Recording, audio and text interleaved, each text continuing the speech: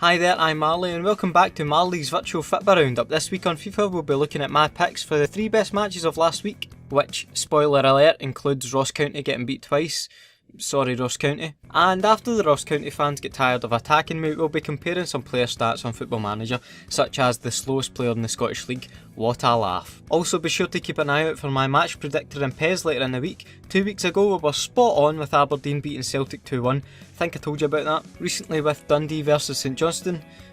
We'll get to that. Anyway, the first game up this week was a Wednesday night clash between Ross County and Hearts. Hearts opened the scoring from a corner, which I'm sure you all know my feelings on by now, and if you don't, here's a simple flowchart of my feelings regarding corner situations in this series.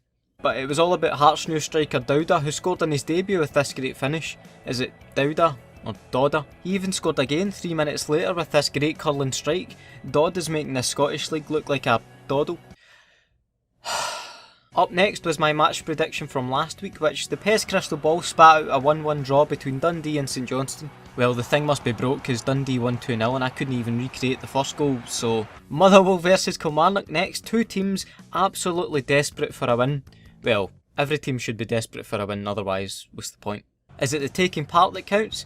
Let's ask Motherwell, whose defence was taken apart twice by Kilmarnock, firstly with a goal from Kilty. By the way, this goal didn't quite look as good in real life as it does in FIFA, but nevertheless. Then only 5 minutes Slater made it 2-0 for Kilmarnock. Motherwell's defence should be slated for how easy it was for Slater to score there.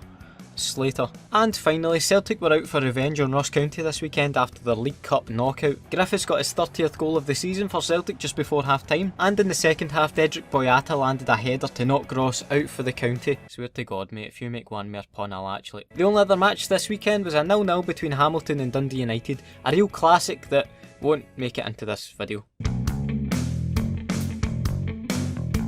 Time to compare some stats on Football Manager, and apparently the quickest player in the top flight is Celtic's James Forrest. Guy's got bags of pace. Funny how pace always comes in bags though, like no one's ever got baskets of pace.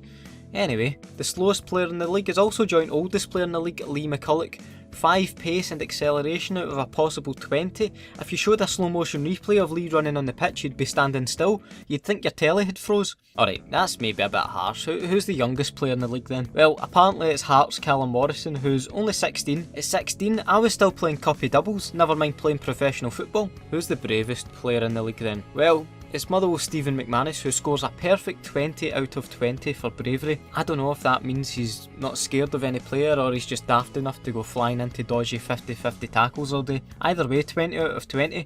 Brave as a lion. On the other hand though, Hamilton's Victor Gutsoul only has a bravery stat of 1-2. What? How can this be? The guy literally has guts in his name. In all seriousness though, there's a bunch of youngsters with a really low bravery stat.